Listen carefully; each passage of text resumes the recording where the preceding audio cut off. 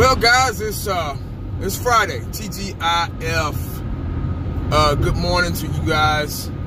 Thanks for tuning in. It is Friday, man. The State Fair of Texas is open today.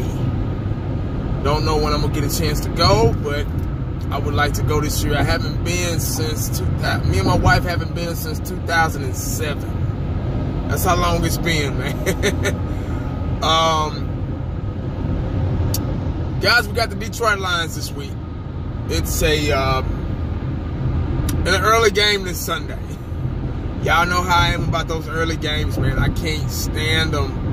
I don't have time to take a nap in the morning, or even go to church. So this is kind of like one of those games. You wake up, you cook breakfast, and you get ready for the game.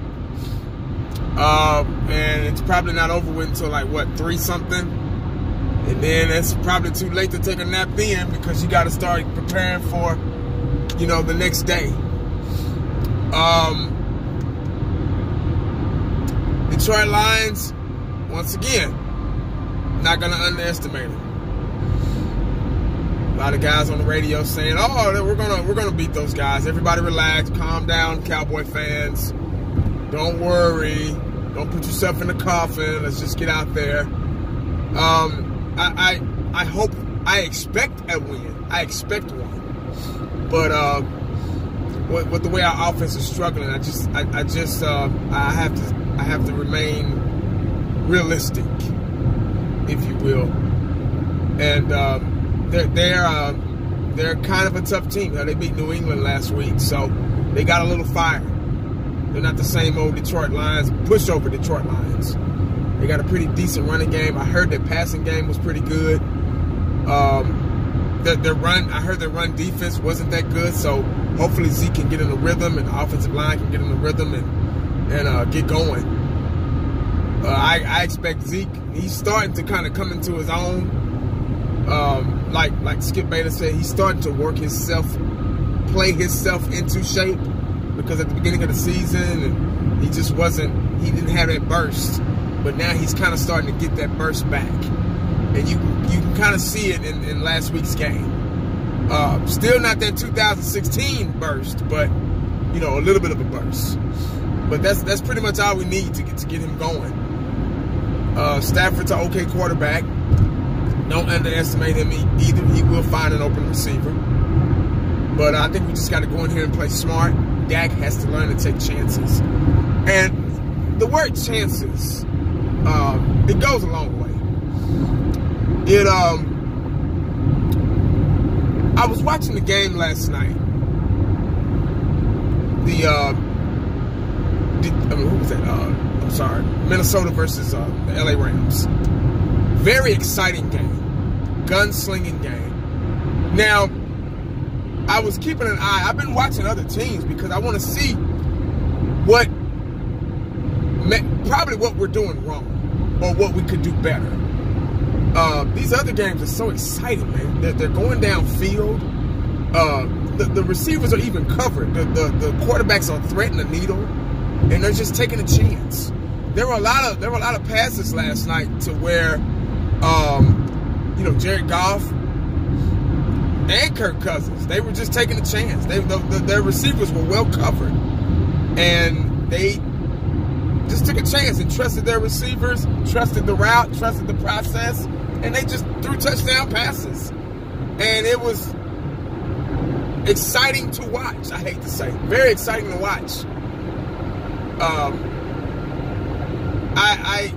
The running game was pretty good. It sucks for the defensive coordinators, but it is what it is. And Troy Aikman made a point last night about Jared Goff, saying that at the beginning of his career when they drafted him, he sucked as a passer. He was not a good passer. He couldn't thread the needle. He didn't want to throw downfield really. He was throwing interceptions, but he got under that coach, and the coach made him made a big difference out of him.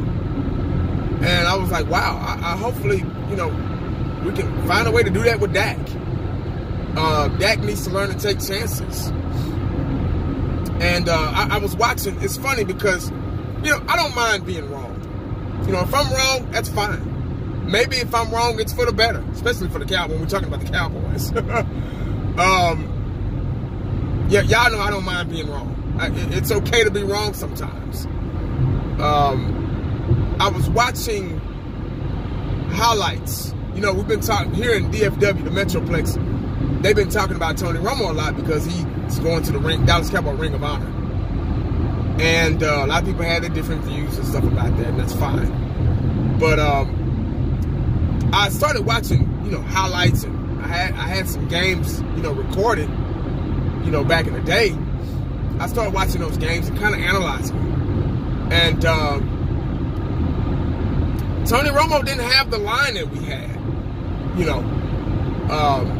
Tony Romo went through those rough years with us. And I had to kind of put 2 and 2 together. And I was like, this guy's making things happen. He was spinning out of tackles. And Tony Romo wasn't the most athletic thing in the world. Y'all know that. He was slow as dirt. He had pretty good agility, but he was pretty slow. He was just able to make things happen. He made receivers look good. He was hitting Witten. He was hitting Cole Beasley. He was hitting Terrence Williams. He even made T. Will look good. T. Will was catching touchdown passes. And of course, Dez was his favorite target. Him and Dez were right here. He knew how to. He was a gunslinger, so he knew how to throw that ball to Dez. And sometimes Tony Romo would, he was big on his interceptions, just like Brett Favre, but he would turn right around and throw a touchdown pass. And that game last night kind of reminded me of that. The Rams and the Vikings. And sometimes as a quarterback, in order, like I said in my video earlier this week, in order to learn, you got to throw interceptions. So you can know how it feels and say, oh shit, I better not do that again. And Dak is scared to take those risks. And he's scared to fail. But what he doesn't realize is it looks like he's failing when he doesn't even try. He just takes a sack. Now, granted, I'm not on the field. I don't have his vision. I don't see what he sees. As a fan sitting on the couch watching the game, the camera is always on Dak unless he throws the ball downfield. And I have a hard time believing that there's nobody open at all for a split second, at least a split second. And that split second gives you, that ought to be enough time for you to thread that needle and get that ball in there. I just think that Dak lacks the ability to trust himself to throw the ball. And you don't realize, back to the Romo thing, you don't realize what you miss until it's gone. And he was so excited. He was so like, oh, he was going to take a chance. He took so many chances. And he succeeded at a lot of them. He failed at a lot of them. But at least he tried to take those chances to get us in, to keep us in the game. And it worked. And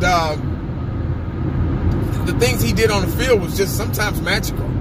I'm not calling him a Joe Montana or a Troy Aikman, or he doesn't have the Super Bowls and he lacks the playoff appearances, but I believe with this team we got now, 2016 when Dak came along, that would have been Super Bowl for Romo.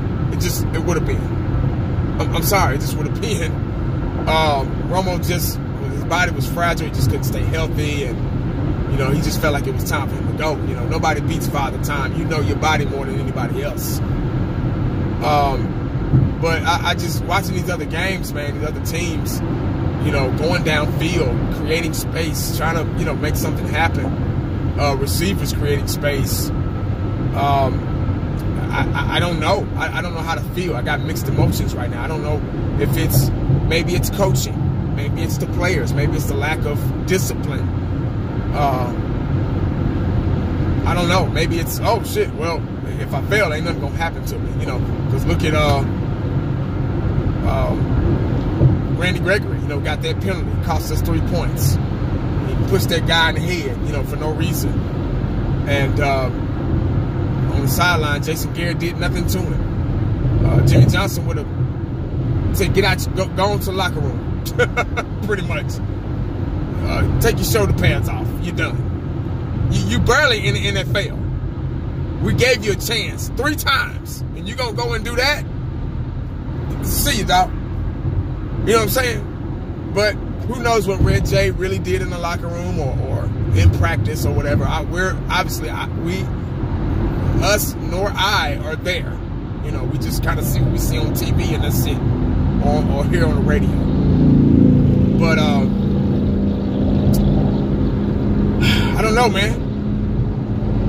We just it's here I go again.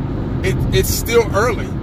It's still early in the season, and we just kind of want to at least try to get the ball going before it's too late. Because eventually, when you get into that 6th and 7th and 8th week, it's almost too late. So if you don't get it together now, you never will. Because the NFL is a fast-paced game. It's a quick season. It's here and gone before you know it. Players, teams, coaches, they're getting better and better each game, and they're shaking out those cobwebs of the preseason, off season, and etc. So it's time for us to shake off our cobwebs and see like we still got ours attached to us. But that's all I got right now. Maybe I'll have something later on. It's morning time. Sorry about the light, guys. I just had to get something off my chest in the morning. And maybe I'll have something, on the way home. But right now, that's all I got, man. So, make sure you stay cowboyed up, because you never know what the day's